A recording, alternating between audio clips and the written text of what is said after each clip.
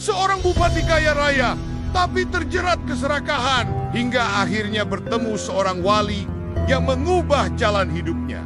Itulah kisah Ki Ageng Pandanaran. Pada abad ke-16, Ki Ageng Pandanaran adalah bupati pertama Semarang. Kekuasaan dan harta membuatnya semakin tamak. Pajak rakyat ia perberat, sementara dirinya hidup bergelimang kemewahan.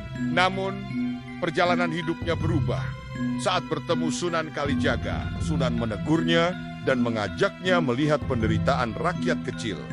Hati Ki Ageng Pandanaran pun terguncang.